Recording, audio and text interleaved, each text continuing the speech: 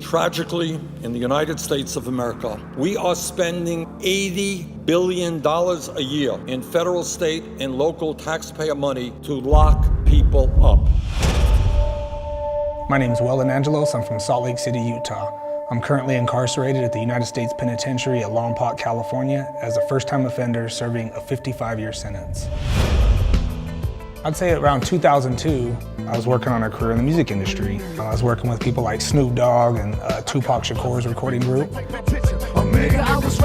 First time I met Weldon, man, I would say about 18, 19 years ago. And we hit it off and got involved in music. We were together all the time. We was making records. I was working with Hollis heavy, man, because I was loving his music. He was standing at the spot, and Weldon was with him, and it was fun, it was fly. That's why I did a record with him. I think we was probably gonna do 2 or 3 records together. I have an album with Snoop ready to come out, but at the same time I got kids, so I was selling weed on the side. The police caught wind. They set up 3 stings. During the deals, police say Angelos had a gun in his possession. The critical detail that made this case so extreme. Judges used to be able to judge. At a certain point, the Congress stepped in and said, we are just going to tell you if this person is charged with this, they're getting this many years, period. When I heard those guilty verdicts, my attorney looked at me and said, that's 55 years. My whole world was turned upside down. He got a whole lot of time, and for the crime, it just didn't fit. When I first heard about Weldon's sentence, it was incredible. I thought something must be wrong. It's more than twice what the typical terrorist gets? I have yet to meet a single person, male or female, Democrat or Republican, who thinks that that sentence was correct. Well, that wasn't the right thing to do, and the system forced me to do it.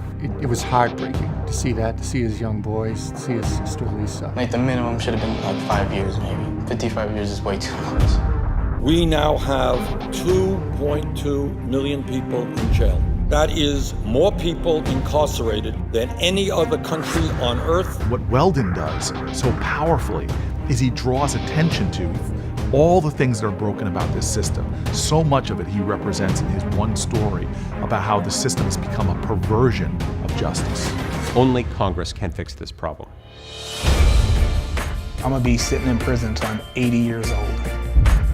Whatever your political background is, liberal, libertarian, fiscal conservative, whatever you are, this violates your values. So why aren't you doing something? What's missing right now is more people becoming aware and committing themselves to be activists to end it. I have a lot of important people pulling for me to try to get me out of jail. And if I get out, I'm gonna do everything in my power to make sure this never happens to anyone else ever again.